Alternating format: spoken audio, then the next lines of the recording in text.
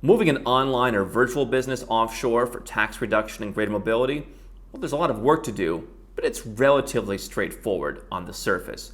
Moving a brick and mortar business offshore, that's a lot more difficult. And today I'm going to give you 4 steps that I would take to move my brick and mortar business and myself offshore.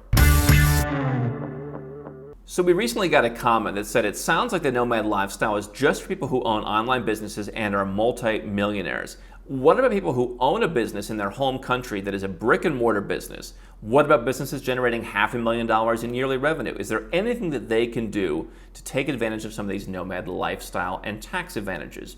That's a great question. And if it's your first time here, my name is Andrew Henderson. I'm the founder of Nomad Capitalist. We're a boutique consultancy that helps 7- and 8-figure entrepreneurs and investors legally reduce their taxes overseas, protect their assets, increase their options with things like second passports. I'm also the host of the biggest and best offshore conference held every year called Nomad Capitalist Live.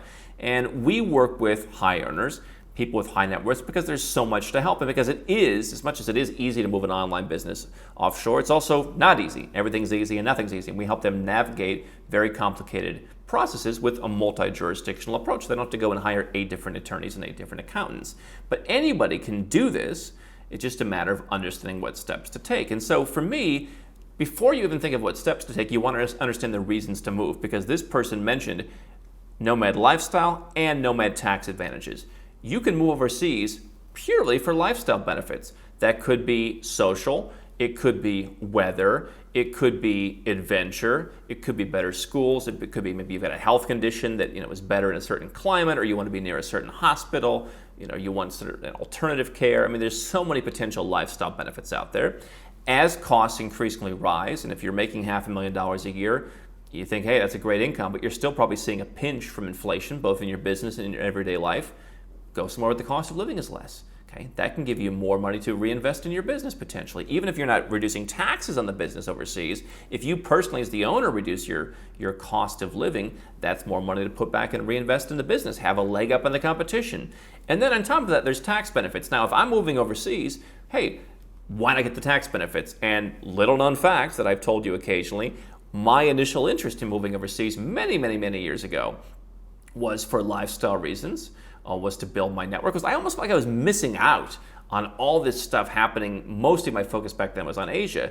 I saw the opportunities in so many places that I wanted to be a part of it. And oh, by the way, what happens to my taxes when I do that? I'm paying a boatload of taxes here. Wouldn't it be kind of unfair that I have to keep paying that if I live overseas? How does that work, right? It wasn't that I moved because I only cared about the taxes and I just couldn't wait to get back to the United States. No, I was happy to move out of the United States, and I just figured, hey, why not save a lot of money? From 43 to 1% is where I went.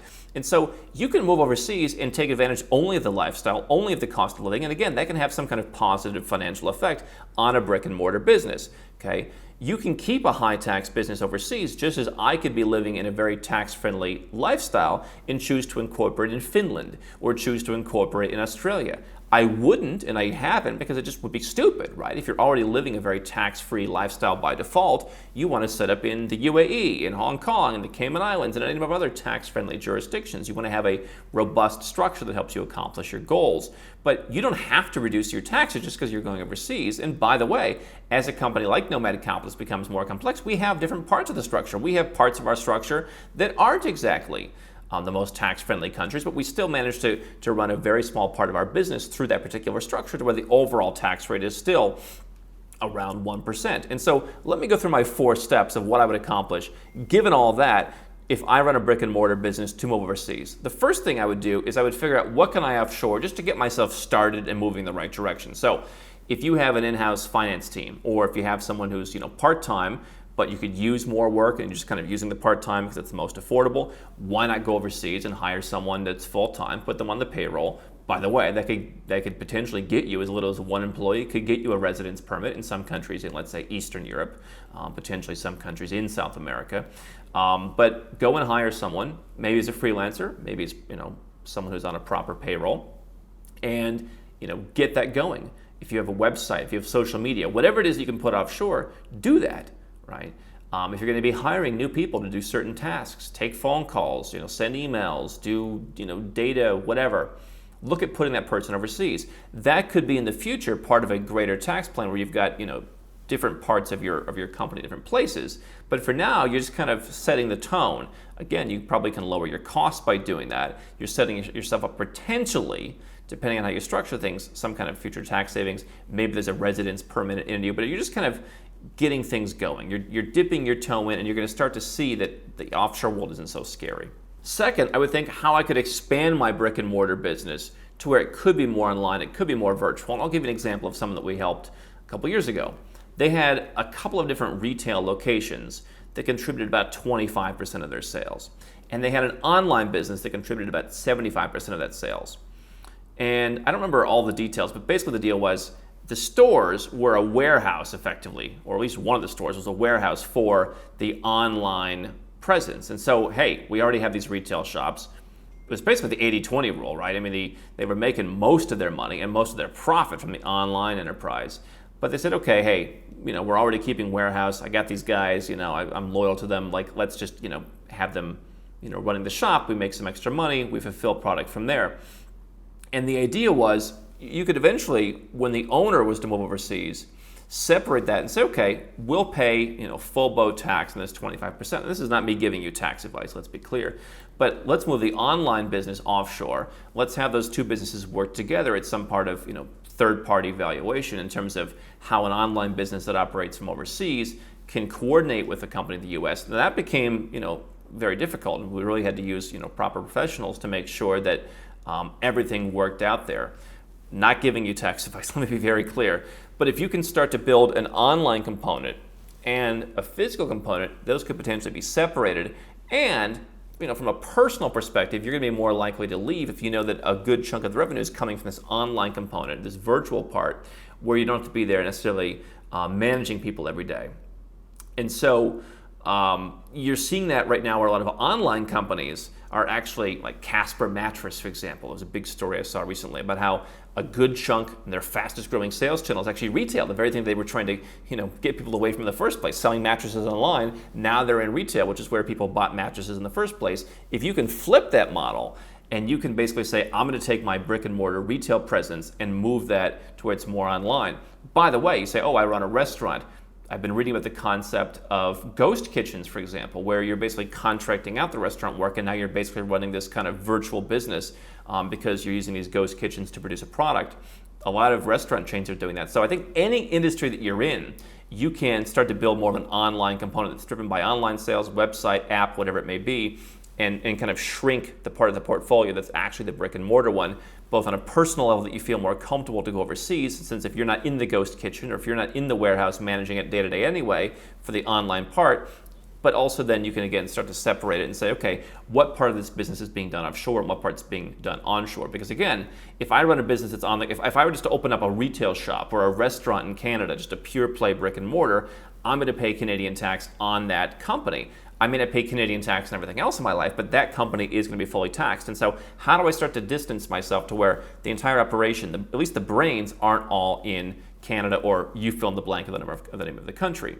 The third part is put structures in place where you can move overseas and save personal taxes. And so whether you're going to move part of your business to a virtual model that could be separated at some point is irrelevant here. The idea is you need to have a system in place to where you can go overseas, because potentially, let me be very clear again, not tax advice, but potentially, depending on where you're coming from, that could mean you could easily take money from your company after the corporate tax rate. Maybe you can take the money out on better terms. Maybe you can take a salary overseas that's not taxed. So let's say you're living in Dubai, you're living in the Cayman Islands, you're living in a territorial country, you're living in a tax-friendly country somewhere. You could potentially take at least a salary out, or maybe a good, you could have a management company. There's many different strategies you could use to kind of get some of the money out of the brick and mortar. You're doing some work overseas, but you need to have the people in place on the ground to help you do that, and that's a big challenge that all of us who are entrepreneurs have faced at some point. Where it's like, how do you delegate that you are going to move overseas? You personally potentially have better tax treatment, even if the company doesn't have better tax treatment. Now, in a sense, since you and the company, are somewhat interchangeable, you are maybe the 100% owner. You're still improving the tax treatment of the business overall from your personal perspective as the shareholder. But to do that, you've got to have someone on the ground. you've got to have a manager, you've got to have a team. And if you're doing that right now, you've got to extricate yourself from that. And then the fourth step would be figure out the tax ramifications of how to reduce the tax as much as possible in your business. Now, the example that this gentleman gave was, what if you have $500,000 a year in revenue? Can you move overseas? Yes, I think the more money you make, obviously the more taxes that you can save, because putting in place potentially complicated transfer pricing is going to be expensive. And we've had people where we hook them up with various CPAs and lawyers, and we're doing some of the immigration work, we're doing the other stuff. I mean, people might pay in some cases $100,000, $50,000, $200,000, somewhere in that range for more advanced transfer pricing work. Whereas you just really all the jurisdictions have to work together. We're setting up different companies, and we're all that goes together. So if you're making $500,000, maybe your tax bill is $200,000. Would you pay $100,000 to set everything up and have your companies all over the world and get your personal tax plan done? Hey, you have an ROI in 6 months. That's not the worst thing in the world. But obviously, it's an easier decision to make if you have an ROI in 6 days. So it's up to you to determine when to move. As I always say, the pain of, the time to move is when the pain of doing nothing exceeds the pain of doing something. It's easy to do nothing, and so you have to decide when it's worth it. But I would say at $500,000, you're more likely to simply say, I'm going to be overseas, I'm going to have my company running itself, I'm going to have the right people in place, maybe there's some personal tax incentive for me, I'll leave the company for later. And by the way, once you're in that mindset of reducing your taxes, being away from the business, letting it manage to a certain extent itself, or having people on the ground to do that, I think what the next logical step is, you're going to focus more on working on the business rather than in the business, as they say. That's going to help you drive the business further to where you are going to get to that $1 million level next. Then you are going to get to the $2 million level. And then you can go back and you can start to clean things up. But the fourth step, once you've done that, is really going back and figuring out, how do I move the money around the world, all legally.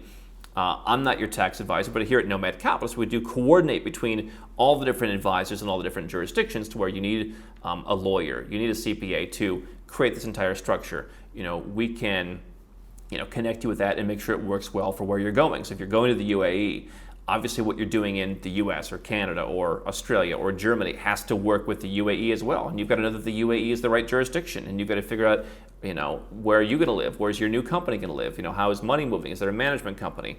What are the chain of custody issues? I mean, there's so many things with the brick and mortar business that have to be evaluated. You can't even really go through them in one presentation. But those are the four things that I would do. See what can be offshore just to start. Reduce costs, get in the right train of thought. Second, try and bring in an online or virtual component. Third, put the systems in place for you to be able to move out of the country. And then fourth, figure out the global tax structure when that works. Now remember, you could move overseas and simply say, I'm going to enjoy lifestyle benefits and lower cost of living. The tax could be the kicker. And listen, if you are diversifying your life, diversifying your finances, having an adventure, if you are on the track to a second citizenship by moving overseas, it's going to give you more options. Hey, the taxes are just the added bonus in that case. And so I think always look at the holistic perspective of what you would get by moving overseas. It's not just taxes, but the taxes obviously make it a lot easier to justify the expense of setting all this stuff up.